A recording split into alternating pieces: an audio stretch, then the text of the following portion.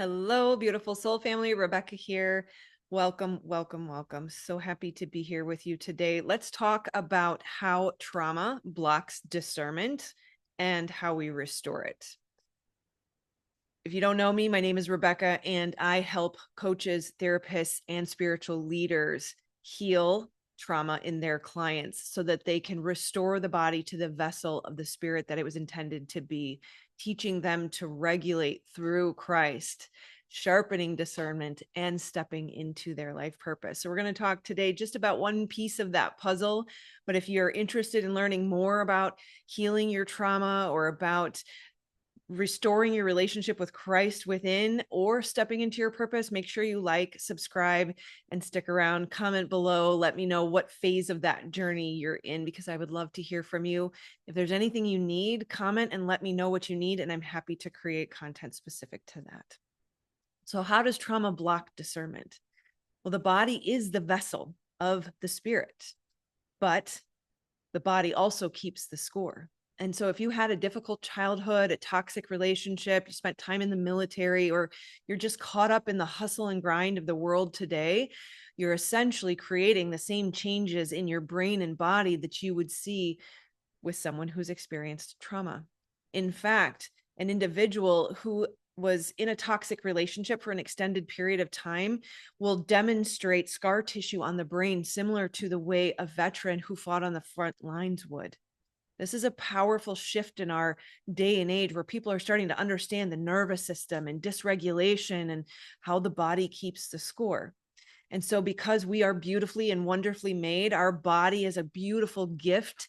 Our nerves, our nervous system are designed to help us sense life and also sense guidance. And most importantly, to commune with our Creator. But unfortunately, we are kind of like a cup. It's called the diathesis model in psychology, where our body is the cup and our stress is the water. And what happens when we have too much stress, too many overwhelming experiences? The water spills over.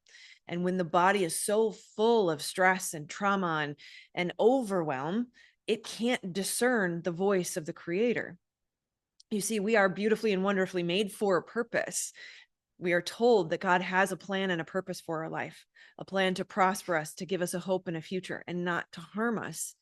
That purpose is what leads us to the life that we not only desire, not from an egoic standpoint, but what we're made for.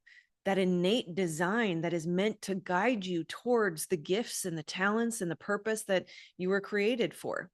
But we can't hear that wisdom. We can't step into that life if we are so full of wounds from the past.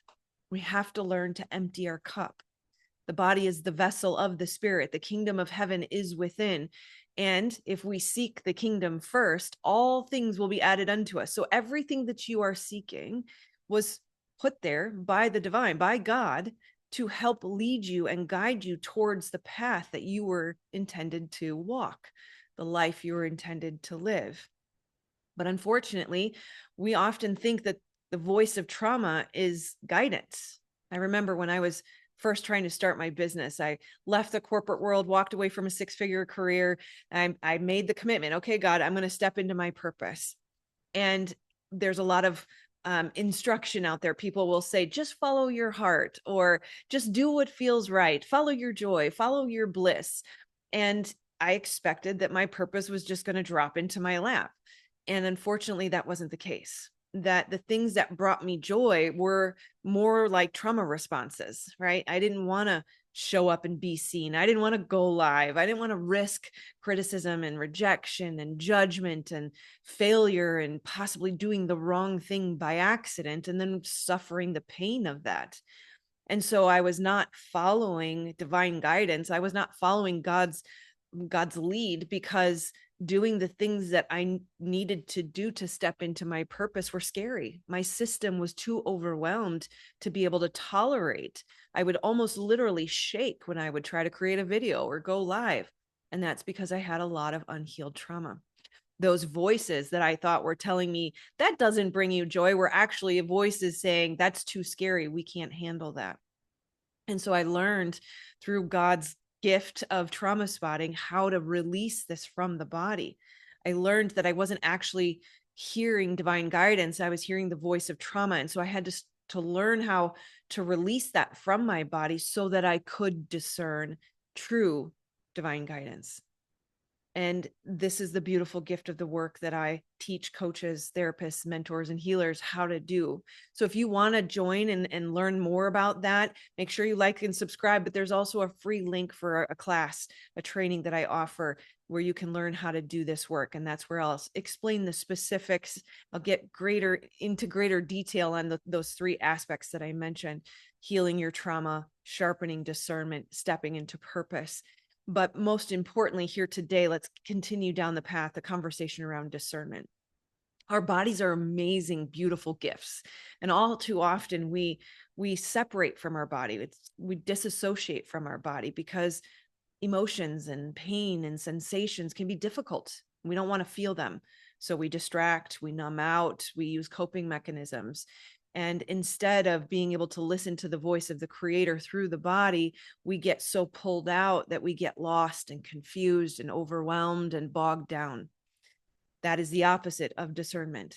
Discernment requires restoring a relationship with the body, recognizing that the body is the temple of the spirit, the kingdom of heaven is within. Come within to feel through your nerves a felt connection with your creator that will give you the discernment that tells you whether or not you're going down the right path, whether or not you should turn left or right, whether or not you should eat an apple or an orange.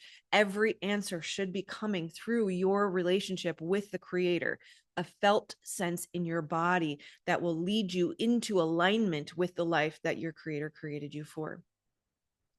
People think discernment is always religious, and it's not specific. It's not to be contained in a religious context. It's meant to lead you in every step of your life, every relationship, every decision, every concern, every problem, which is really not a problem. It's just an opportunity for collaboration with your creator. It's an opportunity to create another solution that you didn't see coming or know was possible.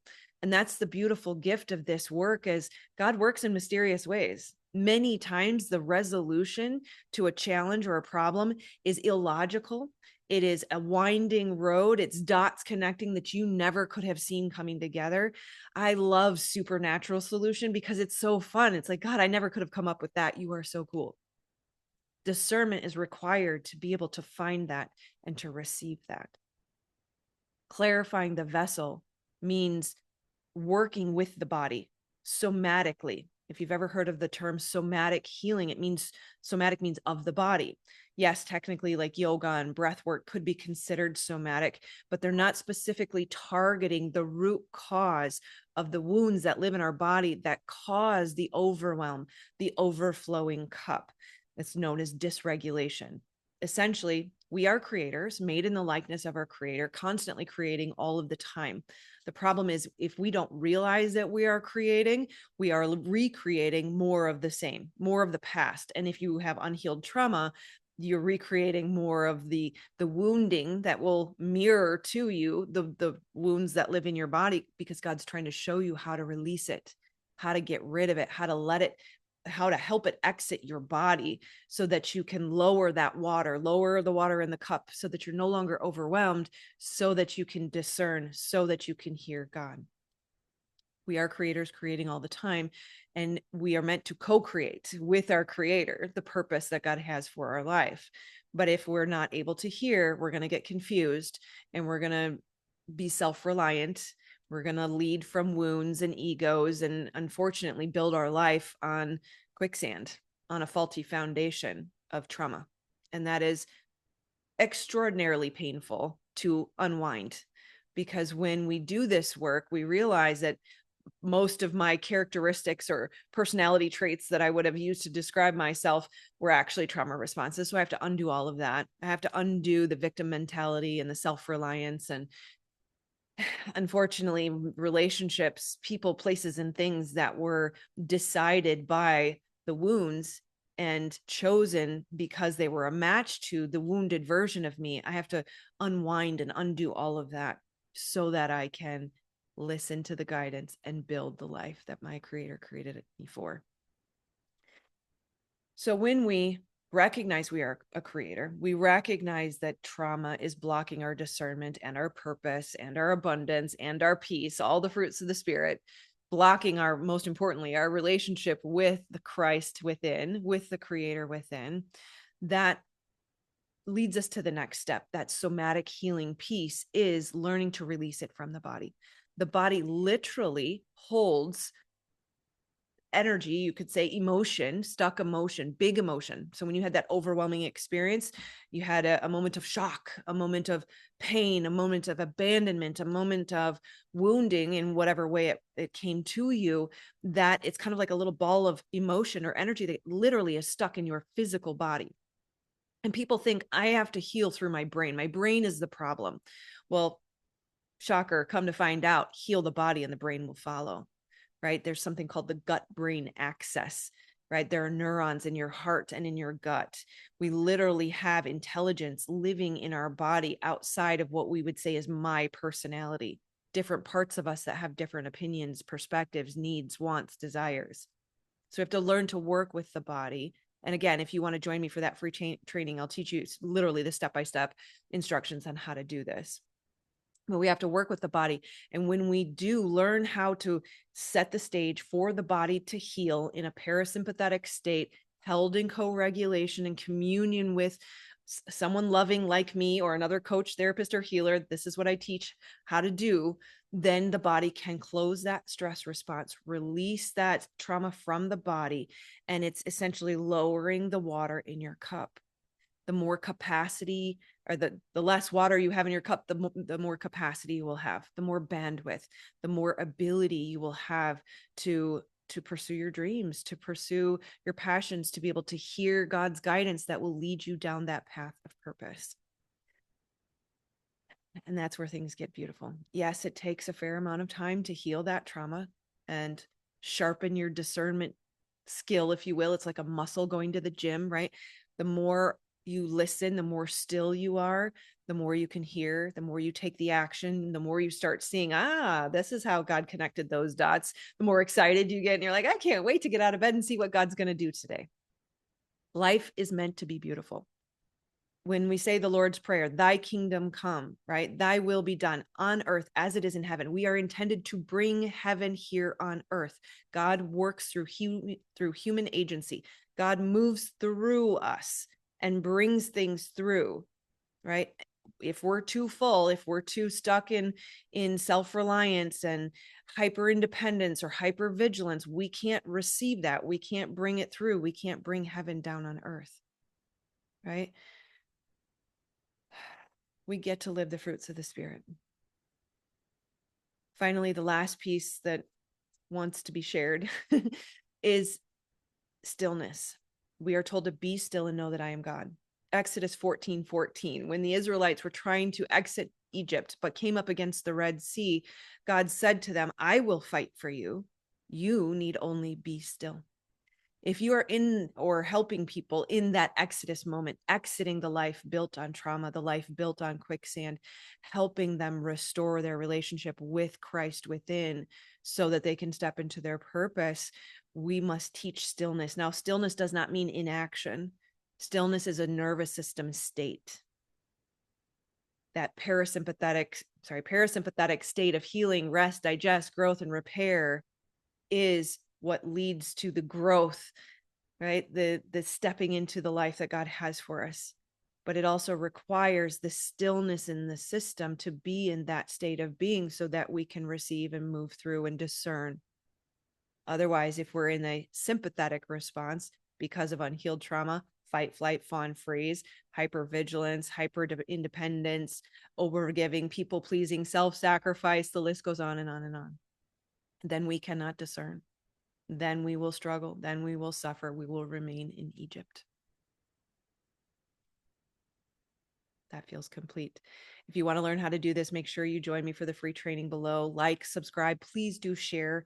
This information is new. It's been a long journey for me to receive the guidance, to learn how to do this, to help hundreds of people. It is highly, highly effective, so much so that 75% of my clients were referrals, and my calendar was full. This is why we need armies of people helping to heal trauma, because the world is suffering vastly driven by unhealed trauma. All unresourceful behaviors, choices, decisions come from unhealed trauma.